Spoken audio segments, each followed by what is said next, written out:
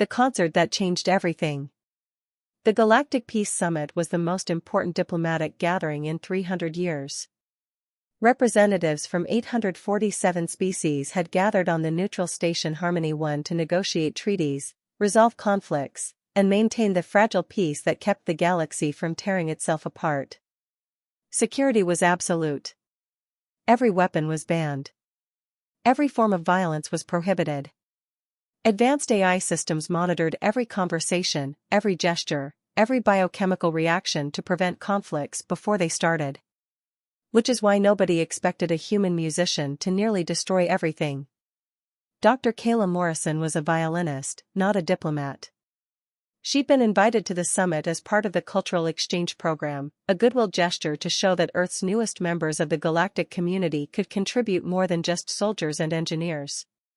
She stood backstage in the grand amphitheater, tuning her violin and trying not to throw up from nervousness. The amphitheater seated 10,000 beings. Every major species would be watching. This was supposed to be a simple performance, 20 minutes of human classical music to demonstrate Earth's cultural achievements. "You're on in 5 minutes," said Coordinator Vex Thal, a tall crystalline being whose body chimed softly when he moved. "Remember, keep it simple. Nothing too stimulating." Kayla nodded, though she wasn't sure what stimulating meant in this context. She'd chosen Bach Chacon, a beautiful, complex piece, but hardly controversial. What Kayla didn't know was that human music had never been performed for a mixed-species audience this large. What she didn't know was that sound waves, when combined with human emotional expression, could affect alien neurology in ways nobody had anticipated. What she didn't know was that she was about to start the galaxy's first acoustic war. The performance. Kayla walked onto the stage to polite applause that sounded like a symphony of clicks, whistles, and vibrations. She settled her violin under her chin, took a deep breath, and began to play. The first notes were soft, gentle. A simple melody that Bach had written 400 years ago, intended to express human sorrow and hope. Kayla poured her heart into it, thinking of her mother who had passed away the year before, thinking of her journey from a small town in Oregon to this impossible stage among the stars. In the front row, Ambassador Threlkor of the Vision Collective felt something strange. His species communicated through electromagnetic fields, and suddenly those fields were fluctuating in ways they never had before. The music wasn't just sound, it was emotion made audible, and his body was responding to it involuntarily. 3 rows back, the Corellian delegation began to feel an unfamiliar sensation, sadness. Their species had evolved past emotional vulnerability millennia ago, engineering it out of their genome as inefficient. But the violin's frequencies were triggering ancient, dormant neural pathways. For the first time in 10,000 years, a Corellian felt grief. As Kayla played, the effect spread. The harmonics, beings made of living sound, found their own frequencies involuntarily synchronizing with the violin. The empathic collective, who shared all thoughts and feelings among their species, suddenly experienced an individual emotion that wasn't being shared. It was isolating, personal, and terrifying. The music built to its crescendo. Kayla was lost in the performance now, eyes closed, pouring centuries of human artistic tradition into every note. She reached the climax of the piece, a soaring, heartbreaking melody that spoke of beauty found in loss, of hope discovered in despair. And the amphitheater erupted into chaos. The breakdown. Ambassador Threlkor stood abruptly, his electromagnetic field pulsing in distress. "Stop this," he shouted, his translator rendering the command in 100 languages simultaneously. "This is an attack." The Corellian delegation was weeping, an act their species hadn't performed in recorded history. Their careful genetic engineering was being undone by simple sound waves combined with human emotional resonance. The harmonics had gone into complete synchronization with Kayla's violin, their bodies resonating so strongly that they were losing individual consciousness, merging into a single entity in a way that terrified them. Worse, conflicts were erupting throughout the amphitheater. Species that had barely tolerated each other were suddenly feeling emotions they didn't understand. The Stoic Confederation was experiencing rage. The warrior clans were feeling fear.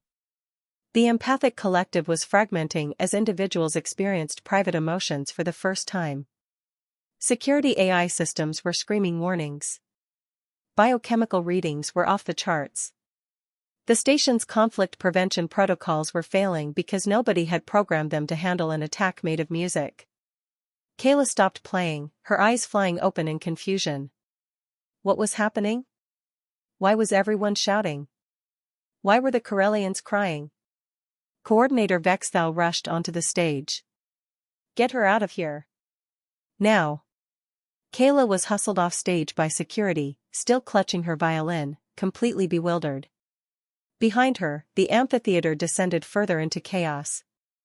Diplomats were arguing, fighting, weeping, laughing, displaying emotions their species hadn't felt in millennia or had never felt at all. It took 6 hours to restore order.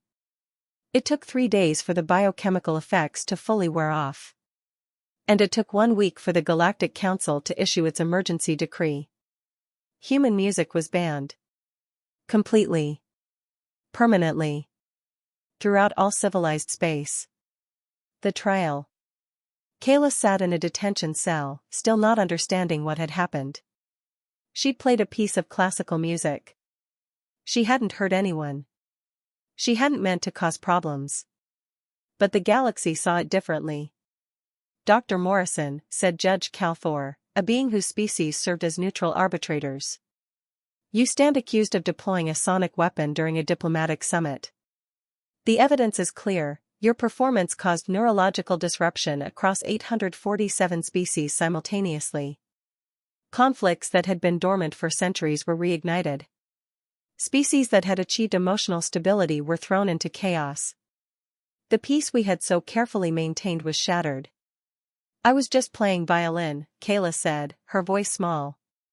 You were weaponizing sound, the judge corrected. Analysis of your performance shows calculated manipulation of frequency, rhythm, and emotional resonance designed to bypass rational thought and directly stimulate primal neurological responses. That's just what music is, Kayla protested.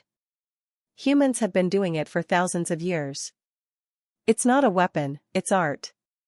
Perhaps for humans, Judge Calthor said. But for the rest of the galaxy, it's the most dangerous technology ever discovered. Your species can encode emotions into sound waves. You can make others feel things they don't choose to feel. You can bypass every defense, every rational barrier, every evolutionary protection, and directly manipulate consciousness itself. Kayla stared at him. You're describing music like it's mind control. Isn't it? The judge asked quietly. You made a Corellian cry. Their species eliminated crying 10,000 years ago because it was inefficient. You brought it back with 6 minutes of organized vibrations. If that's not mind control, what is it? Kayla had no answer. The verdict was unanimous, guilty. The sentence was immediate deportation to Earth and a permanent ban on human music throughout civilized space. Any human caught performing music would be considered an enemy combatant deploying illegal sonic weaponry. Earth's cultural ambassador program was cancelled. The goodwill Kayla was supposed to build had been destroyed. And humanity's reputation in the galaxy had shifted from promising young species to dangerous sonic warriors who can weaponize emotions. The aftermath. 3 months later, Kayla sat in her apartment in New York, her violin case gathering dust in the corner. She hadn't played since the summit. How could she, knowing what it apparently did to aliens? Her doorbell rang. She opened it to find a human man in a military uniform she didn't recognize. Dr. Morrison, I'm Colonel James Park, Earth Defense Intelligence. May I come in? Kayla let him in warily. If this is about the trial, I've already been sentenced. I'm not allowed off Earth. This isn't about the trial, Park said, settling into her couch. This is about the war. What war? The one that started because of your performance. Park pulled out a data pad and showed her reports. Since the summit, 23 conflicts have broken out across the galaxy. Species that experienced emotions they couldn't control are blaming each other. The Corellians are accusing the Vishans of deliberate emotional manipulation. The harmonics are demanding reparations for forced synchronization. The empathic collective has fractured into 17 separate factions because individuals got a taste of private thought and don't want to give it up. Kayla felt sick. I did that? You showed them something they'd forgotten or never knew, that emotions can be powerful, overwhelming, transformative. Most galactic species have spent millennia engineering away emotional volatility. They thought they'd achieved perfect rationality. You proved that emotions still exist underneath, dormant, waiting to be triggered. So I destroyed galactic peace, Kayla whispered. Maybe, Park said. Or maybe you revealed that galactic peace was a lie. That all these species were just suppressing their emotions, not eliminating them. That the rational galaxy was sitting on an emotional powder keg waiting for a spark. He leaned forward. Here's the thing, Dr. Morrison. Some species see what you did as an attack. But others see it as liberation. The empathic collective's fractured factions? They're calling themselves the Free Minds Coalition. They're grateful to experience individual emotions for the first time. Some young Corellians are seeking out recordings of your performance, trying to relearn how to cry because they realized their species lost something important. What do you want from me? Kayla asked. I want you to understand what you've done, both the harm and the potential good. And I want you to know that Earth needs to make a decision. Do we apologize for music and never share it again? Or do we defend our right to express emotions through art, even if it makes the rest of the galaxy uncomfortable? Kayla looked at her violin case. They called it a weapon. It is a weapon, Park said. But so is any tool that can change minds. The question is, what do we do with it? The resistance movement. 6 months after the summit incident, as it was now called, the galaxy had changed dramatically. What had been 847 species in careful, rational cooperation had fractured into hundreds of factions divided not by resources or territory, but by philosophy. Should emotions be suppressed or embraced? The emotional suppressionists argued that feeling was dangerous, that it led to war and chaos, that the only path to peace was perfect rationality achieved through genetic engineering, psychological conditioning, or cybernetic enhancement. The emotional liberationists argued that suppression was tyranny, that feelings were essential to consciousness, that species who had engineered away their emotions had lost something fundamental to being alive. And at the center of this philosophical war sat humanity, the species whose music had started everything. Earth's government was in crisis. Half wanted to ban all public music to prove humans weren't a threat. Half wanted to defend artistic expression as a fundamental right. Nobody knew the right answer. Kayla had retreated from public life entirely, but she kept receiving messages. Thousands of them. Most were hate mail from species blaming her for galactic instability. But some were different. One message came from someone calling themselves Resonance, claiming to be a young Corellian. You showed us we could cry again. Our elders say this is weakness. I say it makes us complete. Thank you for the tears. Another from a vision. For 10,000 years, my species has communicated through electromagnetic fields alone. Your music showed us sound could carry meaning our fields cannot. This is revolution. And one from an empathic named Kelshaw. I felt individual sadness for the first time because of your performance. It was lonely and beautiful. Now I understand why humans treasure privacy. Thank you for showing me I am not just part of a whole, I am also myself. Kayla read these messages late at night, tears streaming down her face, wondering if what she'd done was terrible or necessary or both. The proposition. Colonel Park returned to Kayla's apartment with an unusual request. The Emotional Liberation Coalition has asked Earth for help, he said. They want human musicians to perform across the galaxy, to show other species what emotions feel like, to help them rediscover what they've lost. Kayla stared at him. You want me to deliberately do what I accidentally did at the summit? To weaponize music on purpose? They don't see it as weaponization. They see it as education. Park pulled up footage on his datapad. Look at this. The video showed a Corellian community center. young Corellians were gathered around a speaker, listening to Beethoven's Ninth Symphony. As the music played, they began to cry, to laugh, to feel emotions that had been edited out of their genome 10,000 years ago. "They're rediscovering their humanity," Kayla said quietly. "Their Corellianity, technically," Park corrected. "But yes.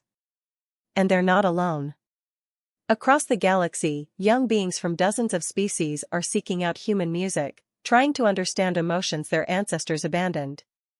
"And what about the species who don't want this? Who see emotions as dangerous?" Park's expression darkened. "That's the problem. The emotional suppressionists have declared that any species seeking to restore primitive emotional volatility is a threat to galactic stability. They're preparing military action to protect rational civilization." "They're going to start a war over feelings?" Kayla asked incredulously. "They already have. The Free Minds Coalition is fighting for independence from the empathic collective's forced telepathic unity. The young Corellians are in open rebellion against their elders.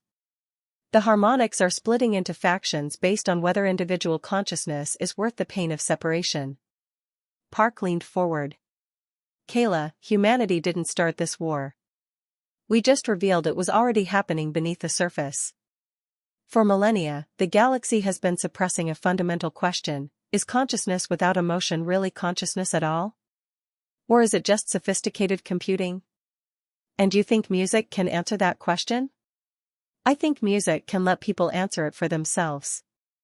That's what terrifies the suppressionists: choice. They've spent millennia making sure their populations couldn't choose to feel. You gave them that choice back. The decision. Earth's government made its decision. Artistic expression was a fundamental human right that would not be compromised. Any species that wanted to experience human music would be welcome to do so. Any species that didn't want exposure could establish their own cultural barriers.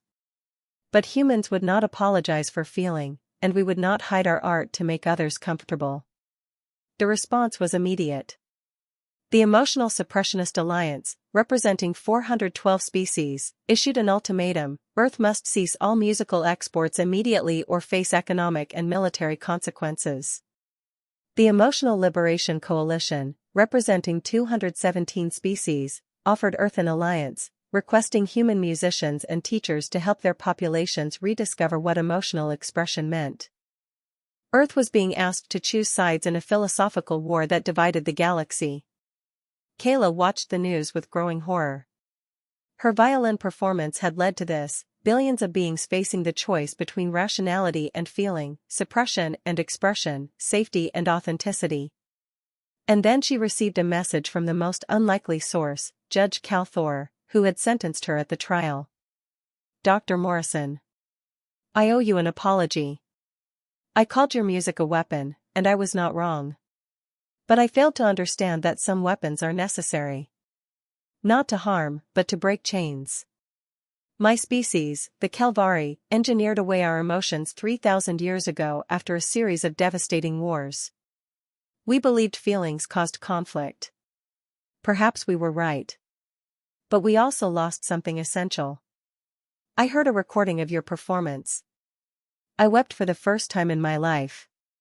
It was terrifying and wonderful. Thank you for showing me I am more than logic. Thank you for showing the galaxy that peace without passion is not life, it is mere existence." Kayla made her decision. She pulled out her violin. The concert. The Second Harmony Concert, as it was being called, would not be on a neutral station where emotions could be contained and controlled. It would be broadcast live across the galaxy, reaching every world simultaneously. Species could choose to tune in or block the transmission. But the choice would be theirs. Kayla stood on a stage in New York's Carnegie Hall, streaming to trillions of beings across hundreds of worlds. She addressed the camera directly.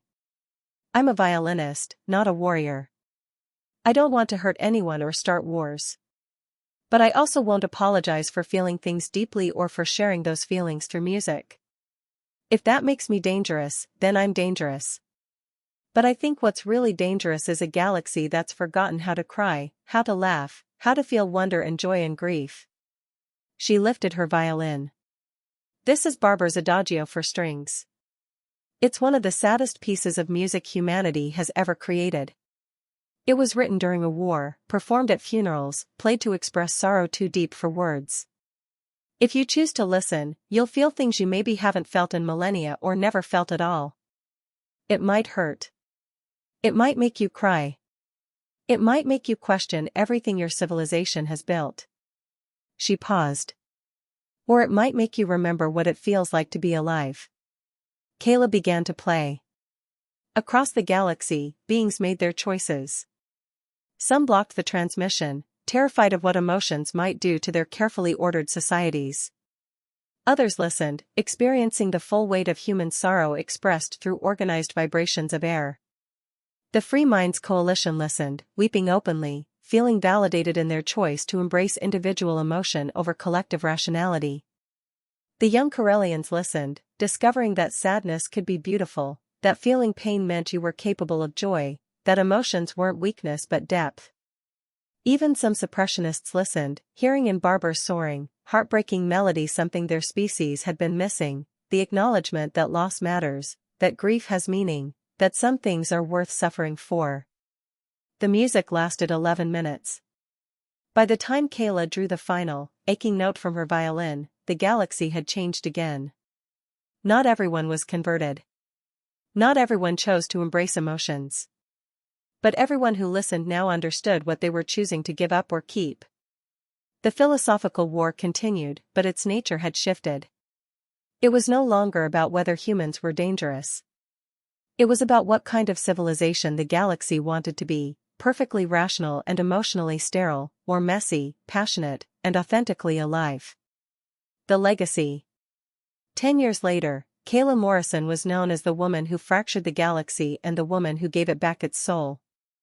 History would debate which description was more accurate. The Emotional Suppressionist Alliance had shrunk to 89 species, those too afraid of chaos to risk feeling. The Emotional Liberation Coalition had grown to 556 species, each rediscovering or discovering for the first time what emotional expression meant. Earth had become the galaxy's center for emotional arts. Alien students traveled there to learn music, dance, painting, all the ways humans had developed to express feelings that words couldn't capture. Some species adapted human arts to their own biology. The harmonics developed a form of music where individuals could harmonize while maintaining separate consciousness. The Vishans created electromagnetic field art that combined their natural communication with human emotional resonance. Colonel Park, now General Park, visited Kayla at her teaching studio where she mentored young musicians, human and alien alike. "The Senate is voting on naming you Ambassador of Emotional Arts," he said. Kayla smiled. "Still not a diplomat." "No," Park agreed. "You're something rarer. You're someone who changed the galaxy by being authentically yourself." He pulled out a data pad. "You should know, the galactic death rate from emotional conflicts is up 15% since the summit incident." Kayla felt her heart sink. "But the suicide rate is down 62%, Park continued. "Artistic output is up 847%. Cross-species cooperation in creative endeavors is higher than diplomatic cooperation ever was. Species that were slowly dying from emotional stagnation are experiencing population growth again. The galaxy is messier, louder, more chaotic than it was. But it's also more alive." Kayla picked up her violin. "I still don't know if I did the right thing." "Nobody ever does," Park said. "That's what makes it worth doing." That evening, Kayla performed a free concert in Central Park. The audience included humans, Corellians learning to feel again, young empathics exploring individual consciousness, and even a few suppressionists curious about what they'd been taught to fear. She played Vivaldi's Spring, music about renewal, about life returning after winter, about hope emerging from darkness. And across the galaxy, beings listened and felt and chose, again and again, to be more than just rational calculations. They chose to be alive.